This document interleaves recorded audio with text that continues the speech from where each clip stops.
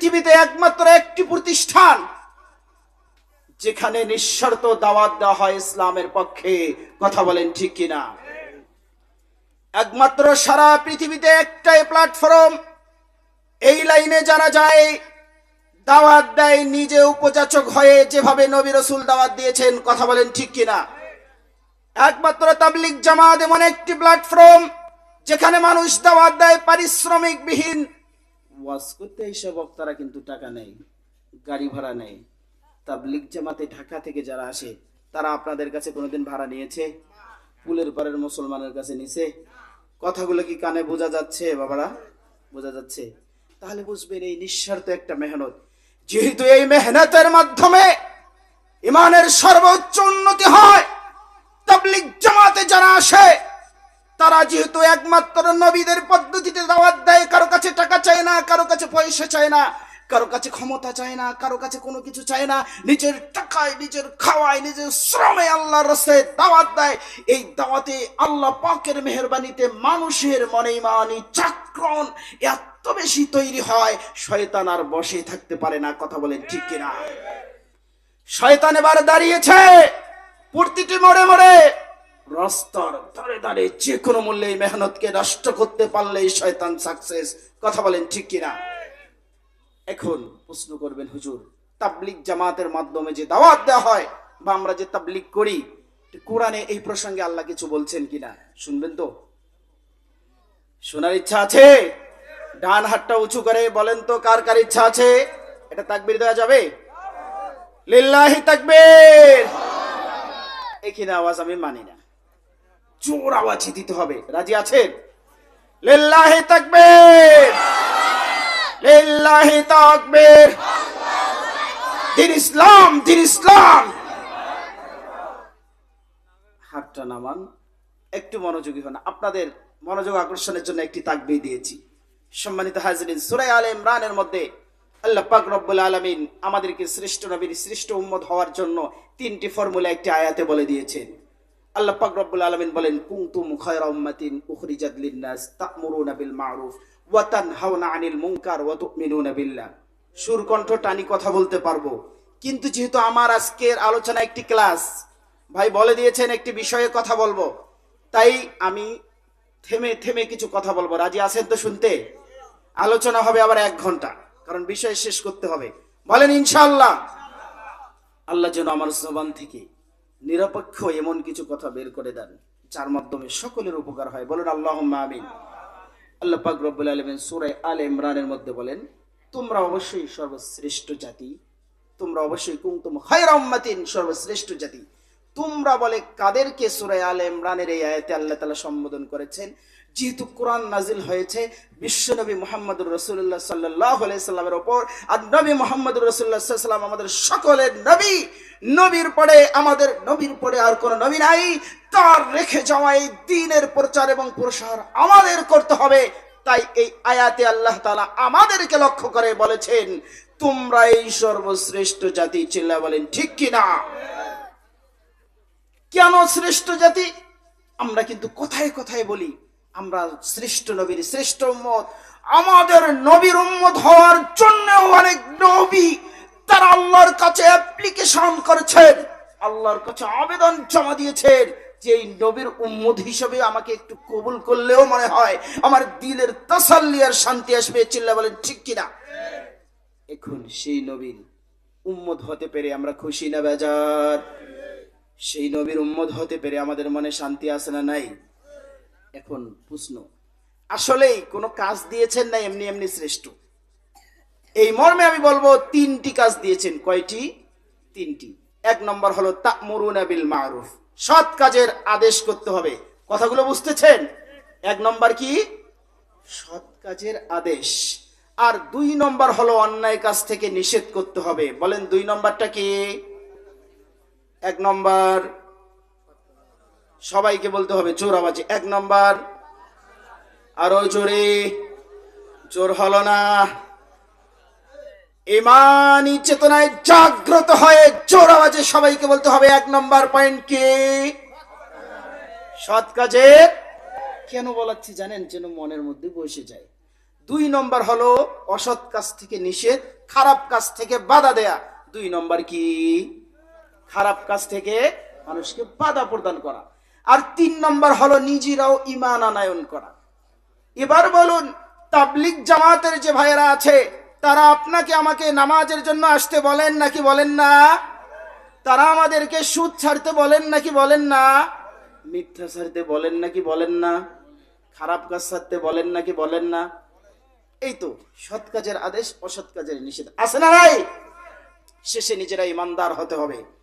আজকে বড় আফসোস লাগে, মুসলমান নিজেরা আমাদেরকে মুসলিম আমরা দাবি করি, কিন্তু শ্রেষ্ঠ নবীর শ্রেষ্ঠ উম্মত হওয়ার জন্য আল্লাহ কুরআনুল কারীমের মধ্যে যে ফর্মুলা দিয়ে দিলেন, যে 3টি থিওরি দিলেন, আমরা কিন্তু বড় আফসোস আর পরিতাপ লাগে এই 3টি থিওরিতে চাই না।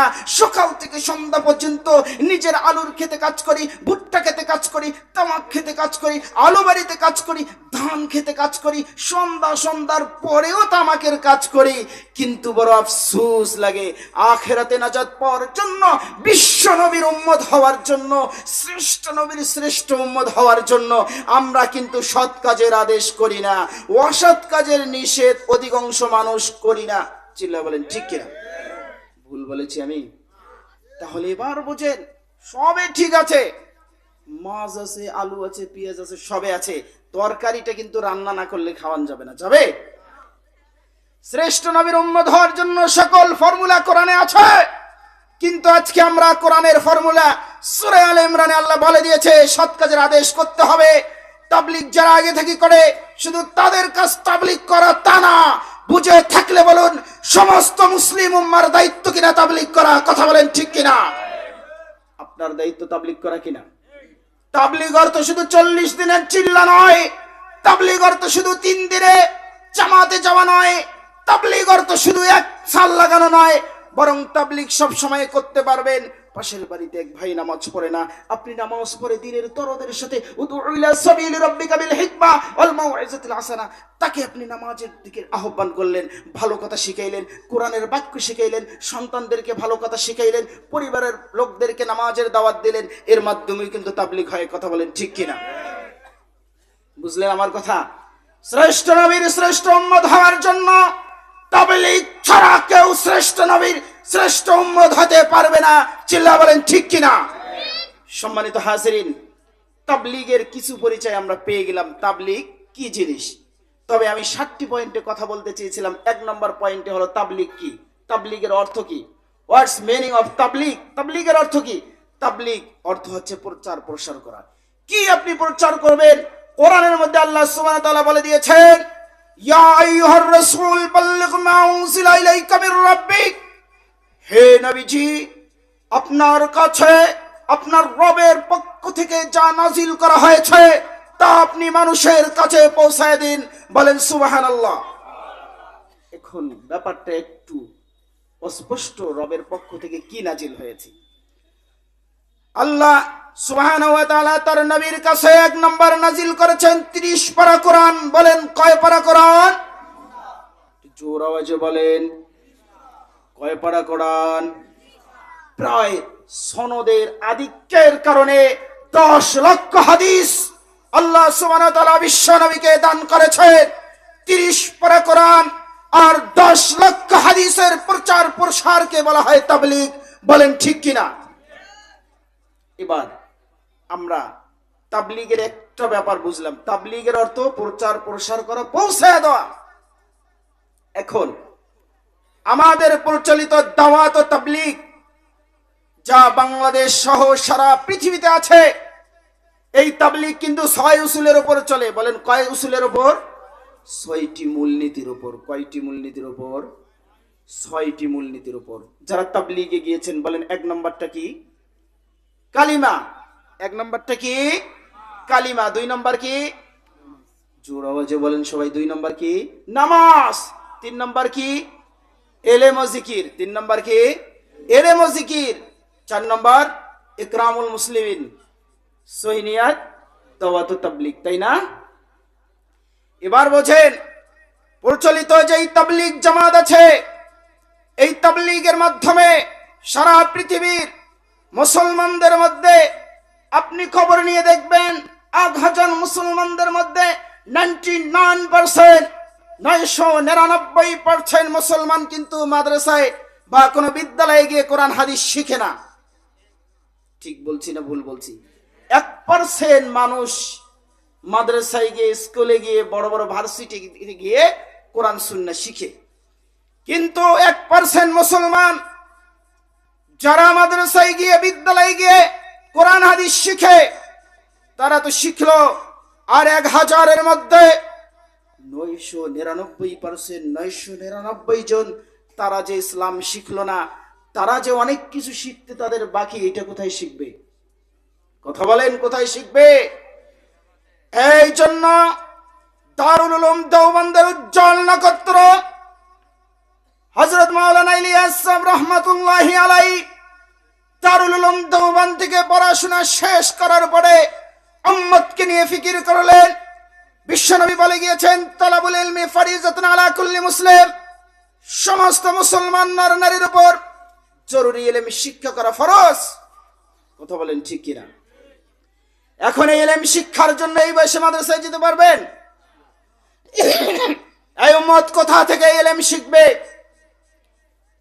বিশ্বনবীর এই হাদিসকে সামনে রেখে ইলিয়াস সাহেব রহমাতুল্লাহ আলাইহি 1000-এর মধ্যে 999 জনকে উযু শিক্ষা দেওয়ার জন্য, গোসল শিক্ষা দেওয়ার জন্য, নামাজ শিক্ষা দেওয়ার জন্য, কালিমা শিক্ষা দেওয়ার জন্য, নামাজের প্রয়োজনীয় কোরআন শিক্ষা দেওয়ার জন্য, নামাজের প্রয়োজনীয় তাসবিহ শিক্ষা দেওয়ার জন্য, সানা শিক্ষা দেওয়ার জন্য, দুরূদ শরীফ শিক্ষা দেওয়ার জন্য, দোয়া মাসুরা শিক্ষা দেওয়ার জন্য এই তাবলিগি প্ল্যাটফর্ম তৈরি করেছে। বলেন সুবহানাল্লাহ। কাজটা কেমন হয়েছে? যারা উঠতেছেন, কেন উঠতেছেন? কথা তো জরুরি, ক্লাস শুরু হচ্ছে, তাই না? কথাগুলো বোঝার দরকার আছে না? শুধু সুর আর কণ্ঠ শুনে গেলেন কি লাভ হবে বাবা? তাবলিগ কেন করবেন? তাবলিগ করার দরকার আছে কিনা এটা বুঝতে হবে কিনা। এবার বোঝেন, প্রচলিত তাবলিগের মধ্যে 6 উসুল নিয়ে যেই শিক্ষা দেওয়া হয়, এটা আপনার চলতি পথে হালাল হারাম কেমনি আপনি চিনবেন, নামাজটা কেমনি শুদ্ধ হবে, উজুটা কেমনি শুদ্ধ হবে, গোসলটা কেমনি সঠিক হবে, কেমনি আপনি প্রয়োজনীয় যতটুকু ইসলামের পথে চলতে হয় সেটা শিক্ষা দেওয়ার জন্য ইলিয়াস আলাইহির রহমান যে সিস্টেম করে গেছেন, এটা ভালো না মন্দ? অবশ্যই ভালো। এর মাধ্যমে এত বেশি উপকার হয়েছে, শয়তানের গায়ে জ্বালানি তৈরি হয়েছে। কথা বলেন ঠিক কিনা? শয়তান আর ঠিক থাকতে পারে নাই। এখন শয়তান যে ঠিক থাকতে পারে নাই, এই তাবলিগে কি ঝামেলা করেছে, তাদের মুখ দিয়ে বের করে দিয়েছে। এখন যারা বিভক্তির মধ্যে চলে গেলেন, কেন বিভক্তি হয়েছে এই পয়েন্ট এখনো আছে। বলে আলেমরা তাবলিগে এসে কেন কথা বলে বা নাক গলায়, তাই না? এখন একটি ব্যাপার, আলেম যারা হয়, মাদ্রাসায় যারা পড়ে, তারা 30 পারা কোরআনের তাবলিগ শিখে, 10 লক্ষ হাদিসের তাবলিগ শিখে। আর যারা প্রচলিত তাবলিগে যায়, তারা 30 পারা কোরআনের তরজমার তাবলিগ, 30 পারা কোরআনের তাফসীরের তাবলিগ, 10 লক্ষ হাদিসের ব্যাখ্যার তাবলিগ শিখতে যারা সক্ষম হয়নি, তারা কমপক্ষে 6 উসুলের তাবলিগ শিখে। কথা বলেন ঠিক কিনা? এবার বলেন, যারা পুরো 30 পারা কোরআনের তাবলিগ শিখেছে, যারা 10 লক্ষ হাদিসের তাবলিগ শিখেছে, তারা শ্রেষ্ঠ, তাদের মর্যাদা বেশি হবে, নাকি যারা 6 উসুলের তাবলিগ শিখেছে তাদের মর্যাদা বেশি হবে? অবশ্যই যারা 30 পারা কোরআনের তাবলিগ শিখেছে, যারা অবশ্যই 10 লক্ষ হাদিসের তাবলিগ শিখেছে, তাদের মান ও মর্যাদা বেশি হবে। চিল্লা বলেন ঠিক কিনা? কিন্তু আজকে ইবলিস শয়তান মুসলমানদের মাঝে, এই তাবলিগের মাঝে, যেই মাওলানা ইলিয়াস সাহেব রহমাতুল্লাহ আলাইহি তাবলিগকে এই তারতিব দিলেন, 6 উসুলে নিয়ে আসলেন, জালেম একজন হয়ে তাবলিগকে তারতিব দিলেন। আজকে শয়তান তাদের মুখে এনে দিয়েছে আলেমরা তাবলিগের কে, ওরা তো মাদ্রাসা নিয়ে পড়ে থাকে, ওরা তো মসজিদ নিয়ে পড়ে থাকে, ওরা কেন তাবলিগে এসে নাক গলায়? কথা বলেন ঠিক কিনা? কিন্তু আজকে বড় আফসোস লাগে, একটা উদাহরণ বুঝবেন, সেনাবাহিনী সব সময় আপনার কাছে আসে না, সব সময় মাঠে থাকে না, থাকে।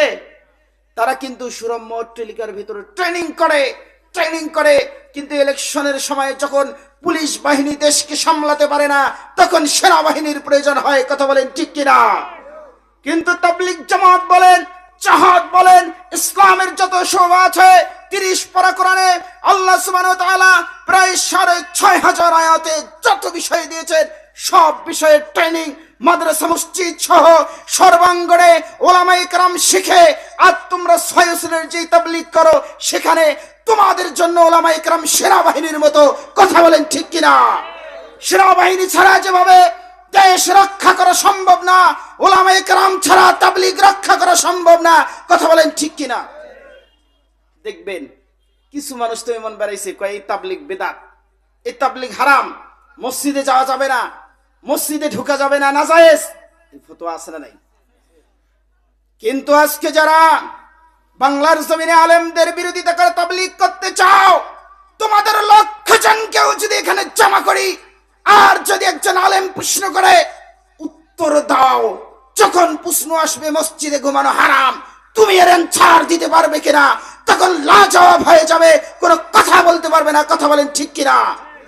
যেই আলেমরা এমন সব উদ্ভট প্রশ্নের জবাব দিয়ে তাবলীগকে 100 বছর থেকে আগলিয়ে রেখেছেন, যে আলেমরা তাবলীগকে সেনাবাহিনীর মতো চতুর্দিক থেকে বিষ্টনী দিয়ে রক্ষা করে রেখেছেন, সেই আলেমদের বিরুদ্ধে যখন কথা বলা হয় তাবলীগের এরাকে, তখন বুঝতে আর বাকি নাই, এরা আলেম চেনে না, রাসূলের ওয়ারিস চেনে না। কথা বলেন ঠিক কিনা?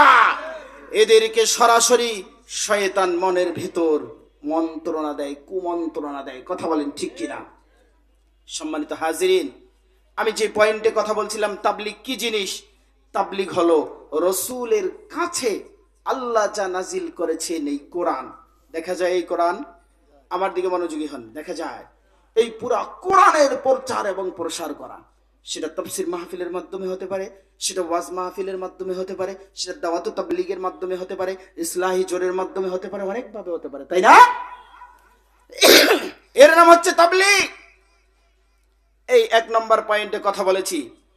2 নম্বর পয়েন্টেও কথা হয়েছে কোরআন হাদিসের তাবলীগের ব্যাপারে কি এসেছে। কোরআনের আয়াত পড়েছি, আল্লাহ বলেছেন, ইয়া আইয়ুহার রাসূল বাল্লিগ মা উনজিলা ইলাইকা মির রাব্বিক। ওগো নবীজি, আপনার কাছে আল্লাহর পক্ষ থেকে যা কিছু নাজিল করা হয়েছে তা আপনি প্রচার এবং প্রসার করুন।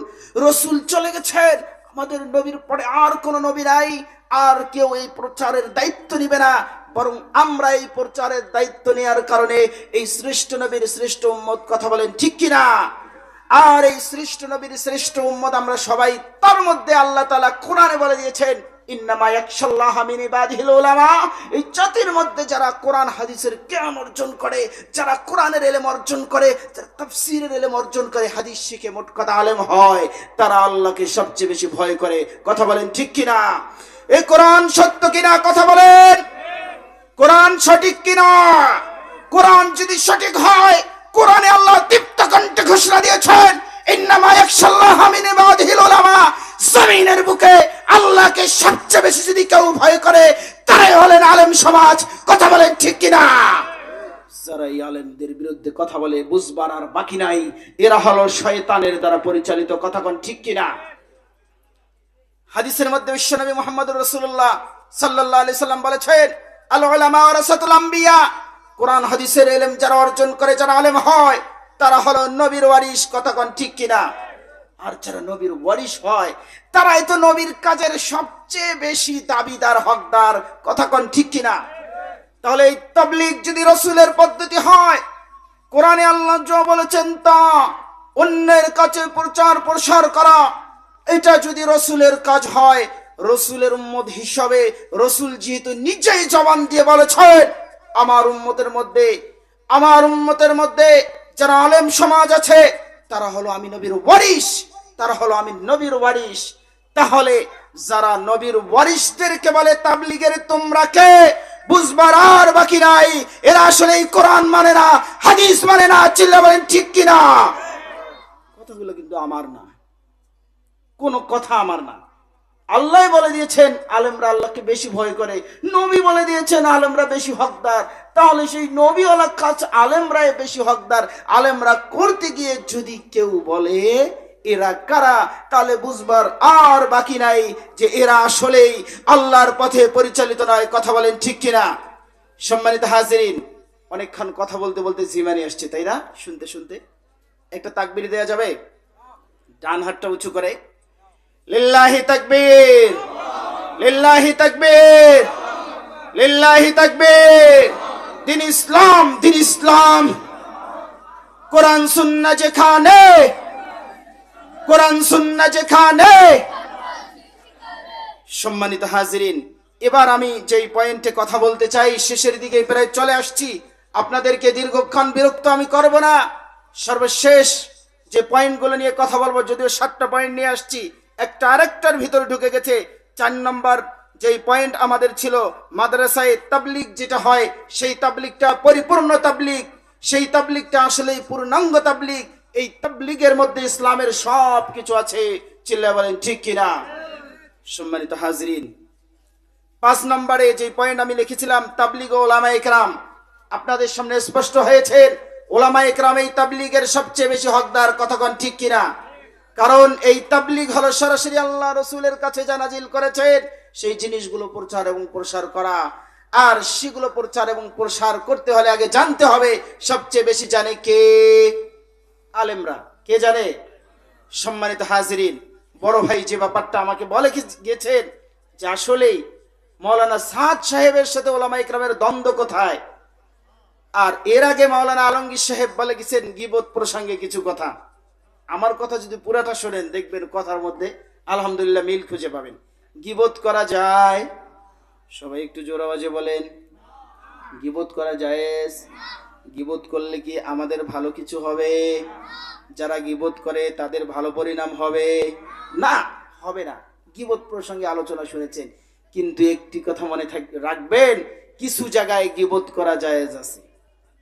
ভাববেন যে হুজুর এটা কেমন কথা? হ্যাঁ, শুনলেই বুঝবেন। একটা মানুষ সে ভালো নয়, খারাপ, কিন্তু তার খারাপিটা প্রচার না, বরং সে দিনে শত শত মানুষকে ধোঁকা দেয়, মিথ্যা সত্য কথা মিক্সার করে সমাজে প্রচার করে দেয়, হাজার হাজার মানুষ তার ফাঁদে পা দেয়। এমন কোন মানুষ সম্পর্কে আপনার জানা থাকলে তার বিরুদ্ধে গীবত করে জাতিকে সচেতন করবেন, এটা জায়েজ আছে। বুঝলেন আমার কথা? এটা জায়েজ আছে। আরেকটা হলো গীবত এমন জায়গায় করবেন যার কাছে ওর ব্যাপারে কথাটা বললে সে তাকে শুধরাইয়ে দিতে পারবে। বুঝছেন আমার কথা? এই জন্য মাওলানা সাদ সাহেব থেকে তাবলিগ কেন আলাদা? এই তাবলিগের প্রথম আমির, সর্বপ্রথম এই তাবলিগ যে রূপরেখা দিয়েছেন তার নামটা কি একটু বলেন তো? মাওলানা ইলিয়াস সাহেব রহমাতুল্লাহি আলাইহি, মাওলানা ইলিয়াস কান্দলবি রহমাতুল্লাহি আলাইহি, প্রায় 100 বছর আগে। তারপরে মাওলানা ইলিয়াস সাহেব রহমাতুল্লাহি আলাইহির পরে তাবলিগের আমির ছিলেন মাওলানা ইউসুফ কান্দলবি, মাওলানা ইউসুফ কান্দলবি। এরপরে 1995 সালে ইন্তেকাল করেছেন মাওলানা ইনামুল হাসান রহমাতুল্লাহি আলাইহি। ইনামুল হাসান রহমাতুল্লাহি আলাইহি 1992 সালে 10 জন মানুষকে দিয়ে এই তাবলিগের মধ্যে একটি সূরা গঠন করে দিয়েছিলেন। সূরা বলা হয় এমন কিছু মানুষ দিয়ে, এমন কিছু মানুষ দিয়ে একটা টিম গঠন করা, যারা সকলেই মিলে, যারা কথা বলেন আমার সাথে, যারা সকলেই মিলে পরামর্শ দিয়ে তাবলিগটাকে সঠিকভাবে চালাবেন। এবার প্রশ্ন করেন হুজুর আগে থেকে আমির সিস্টেম চলে আসলো, কিন্তু ইনামুল হাসান রহমাতুল্লাহ আলাইহি কেন সূরা গঠন করে দিল? দিন যত যায় মানুষের ঈমান তত কমে আসছে। কথা বলেন ঠিক কিনা? যত দিন যাচ্ছে তত মানুষের ঈমান কমে আসছে। ইনামুল হাসান রহমাতুল্লাহ আলাইহি বললে দেখলেন যখন মানুষের মাঝে ঈমান কমে আসছে, মানুষ ভ্রান্তির দিকে যেতে পারে, তাবলিগ জামাতের এই মহামূল্যবান কাজকে রক্ষা করার জন্য তিনি 10 জন মানুষ সিটিং করে দিলেন। তার মধ্যে অন্যতম একজন ছিলেন মাওলানা সাদ কান্দলবি। বুঝতেছেন আমার কথা? এই ইতিহাসটা বুঝবেন। বিশেষ মুফাসসির চলে আসছেন, শেষ করে দেব, কিন্তু কথাটা কিন্তু শুনে যেতে হবে।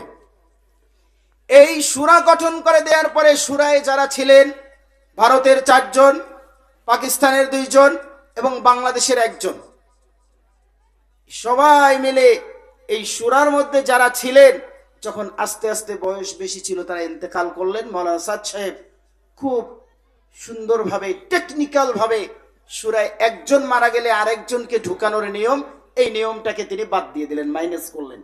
একে একে এই মুরব্বীরা মাইনাস হইতে হতে 2014 সালে যখন জুবাইরুল হাসান রহমাতুল্লাহি আলাইহি 2014 সালে ইন্তেকাল করলেন, আস্তে আস্তে সূরার লোকগুলো চলে গেল। তিনি অটোমেটিকলি আস্তে আস্তে মানুষের সামনে দাবি করলেন, এখন আমি এই একমাত্র এই তাবলিগ জামাতের আমির। আগে ছিল অনেক মুরব্বী, আগে ছিল প্রায় 10 জন। কয়জন? 10 জন। সেখান থেকে মারা যাইতে যাইতে আল্লাহরটাকে সারা দিতে দিতে সর্বশেষ 2-1 জন বাকি ছিল। সে সময় সাদ সাহেব নিজেকে দাবি করলো, আমি আর সূরা মানি না, সূরায় লোকজন আর ঢোকাবো না, আমি হইলাম আমির। এবার দেখেন, দিন যত যাচ্ছে মানুষের ঈমান আমল কমে যাচ্ছে, মানুষের ক্ষমতার লোভ বেড়ে যাচ্ছে, দেশে আমরা দেখি নাই। এভাবে যখন তিনি আমির দাবি করলেন, মাওলানা আহমদ লাট সাহেব, ইব্রাহিম দাউলা সাহেব, তারা দারুল উলুম দেওবন্দে গিয়ে পরামর্শ করলেন আসলে কি করা যায়।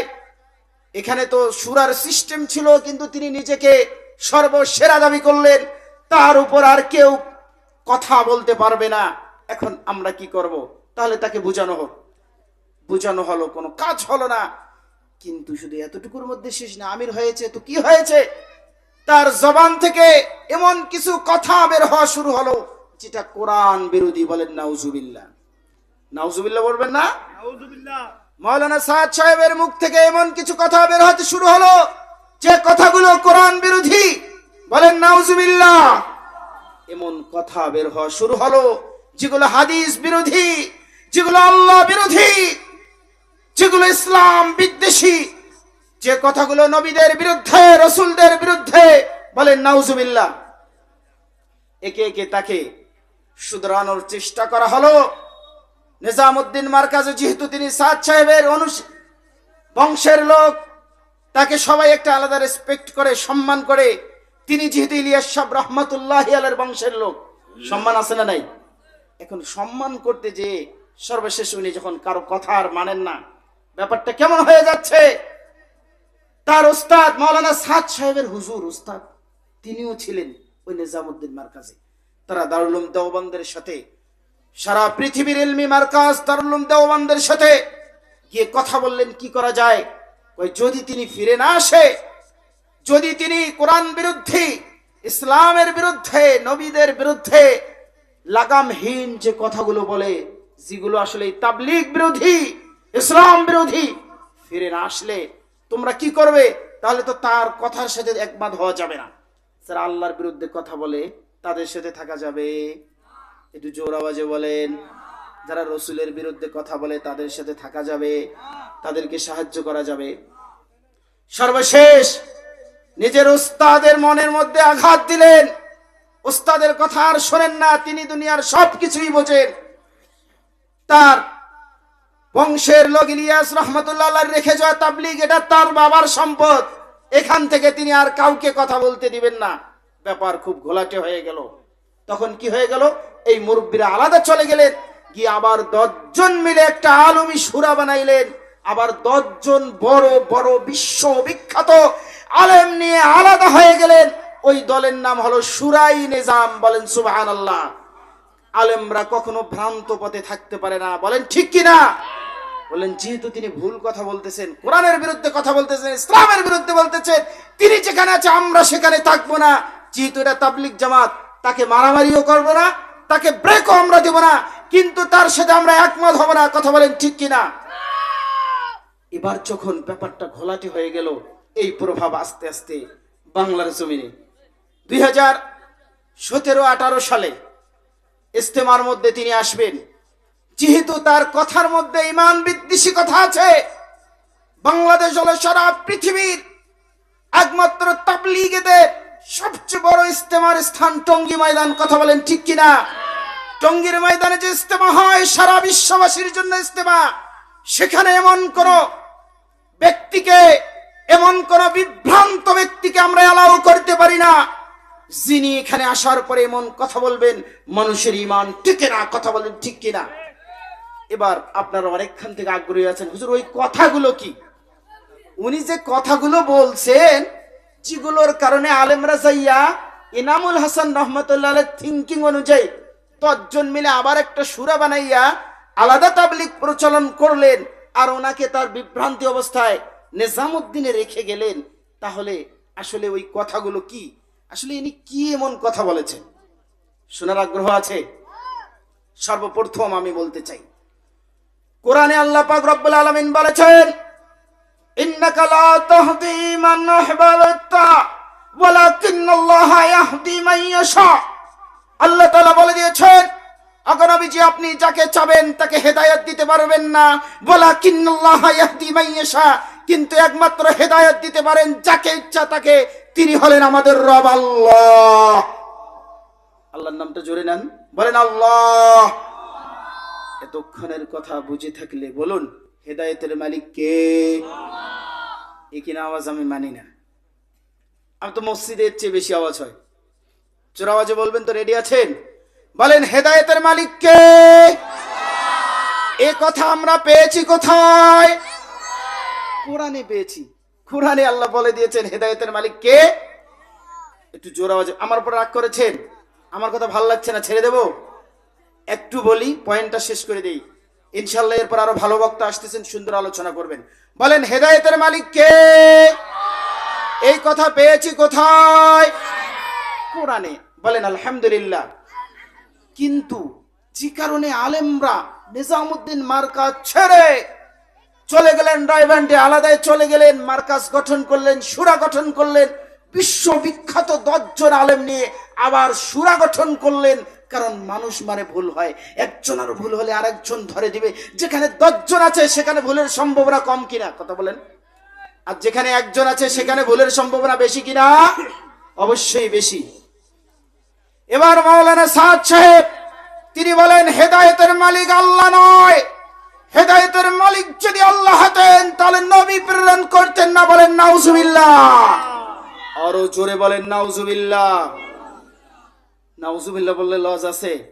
লাভ আছে, কারণ ভ্রান্ত কথা শুনলে কি বলতে হয়? নাউজুবিল্লাহ। আল্লাহ বললেন কোরআনের মধ্যে হেদায়েতের মালিক আল্লাহ নিজেই।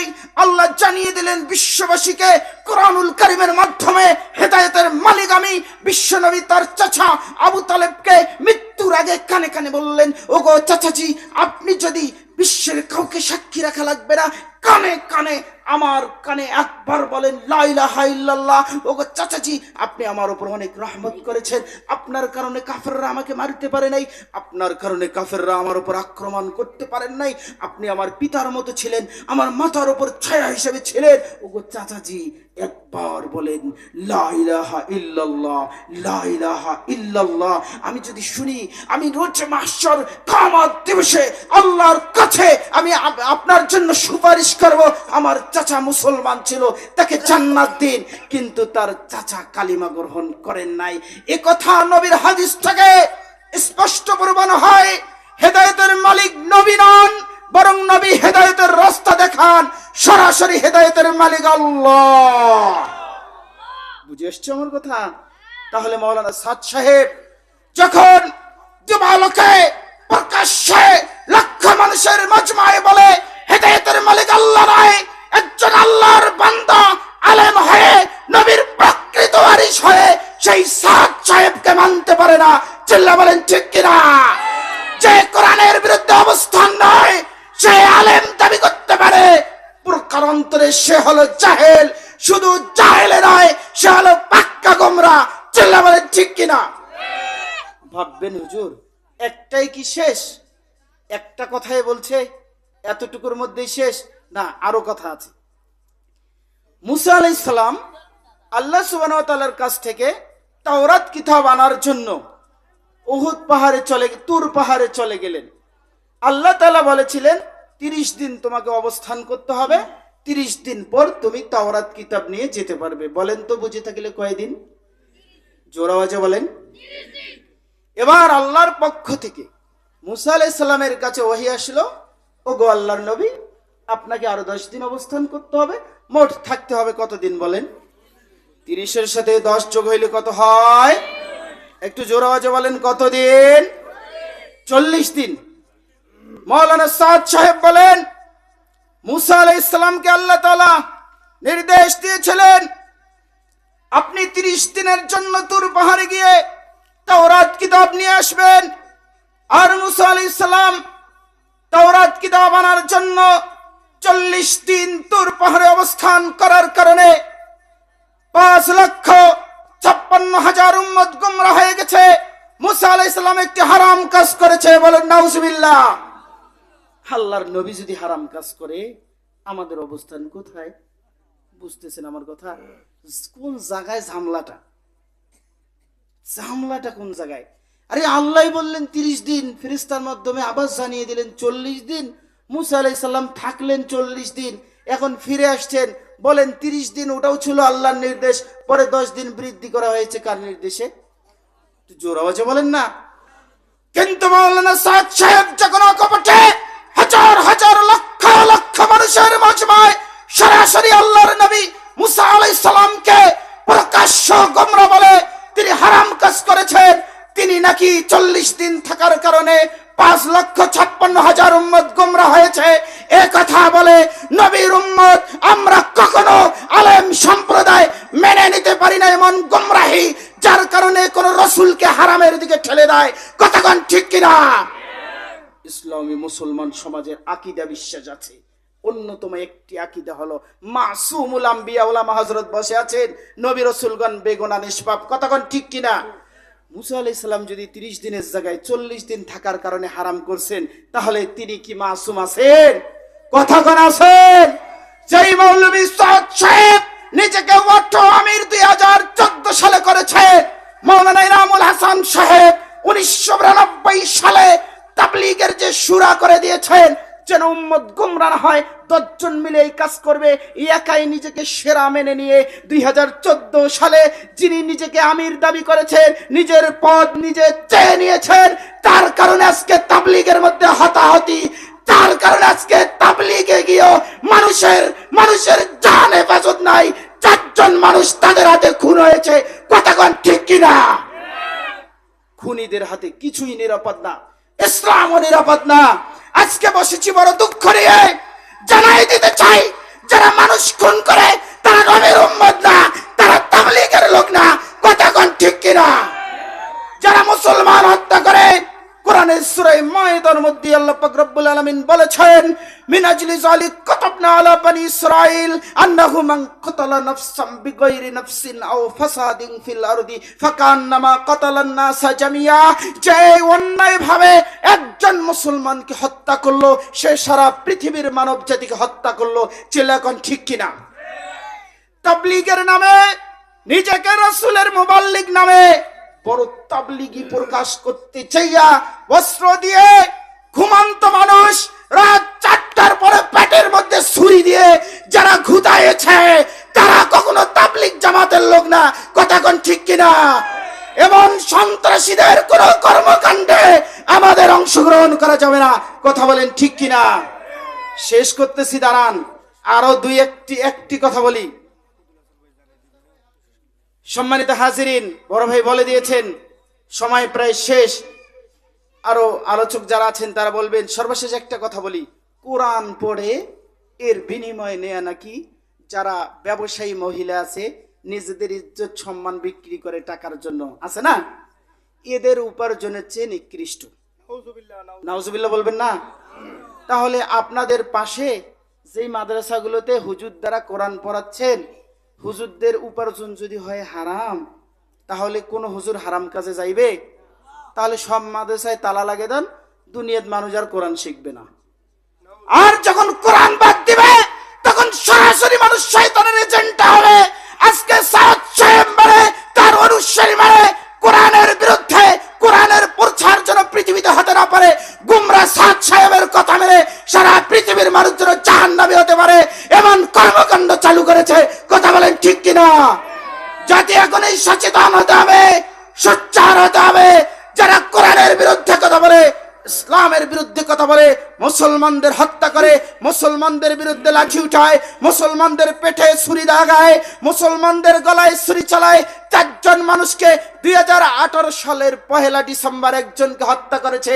2024 সালের 18 ডিসেম্বর যারা 3 জনকে হত্যা করেছে, তাদের পক্ষের কোন মানুষ যদি থাকেন, আজই তওবা করতে হবে, আজই তওবা করতে হবে। হত্যার গুনাহ নিয়ে নচেত আপনিও কবরে যাবেন, ঈমান নসিব হবে না, আখিরাতে নাজাত হবে না। কথা কোন ঠিক কিনা? সম্মানিত হাজরিন, যদিও ভাষাগুলো ছিল একটু শক্ত শক্ত, কিন্তু বড় দুঃখ লাগে। আপনি যদি এই তাবলিগে যান রসুলের কাজ করার জন্য, আপনাকে যদি কোনোভাবে আল্লাহ না করুক আপনার জীবনটা নিয়ে নেয়, তাহলে বলেন আপনার জানের নিরাপত্তা আছে? তাহলে মানুষ তাবলিগ করবে না বাদ দিবে? তাবলিগ যখন বাদ দিবে, তখন 1000-এর মধ্যে 999% মানুষকে কে ইসলাম শিখাবে? গোমরা হয়ে থাকবে, তাই না? আল্লাহ আমাদের সবাইকে হেফাজত করুন, আমিন বলবেন না? আল্লাহ আমাদের সবাইকে হেদায়েত দান করুন, আল্লাহ আমাদের সবাইকে হেদায়েত দান করুন, আল্লাহ আমাদের সবাইকে সঠিক পথ চেনার তৌফিক দান করুন, আল্লাহ আমাদের সবাইকে হত্যাকারীদের থেকে দূরে রাখার তৌফিক দান করুন। ইসলাম বিদ্বেষী কর্মকাণ্ড, নবীদেরকে গালি দেয়, কোরআনের বিরুদ্ধে কথা বলে, এমন দল থেকে দূরে থাকার তৌফিক দান করুন। বলুন আল্লাহুম্মা আমিন। ওয়া মা তাওফীকি ইল্লা বিল্লাহ ওয়া আখিরু দাওয়ানা আলহামদুলিল্লাহি রাব্বিল আলামিন।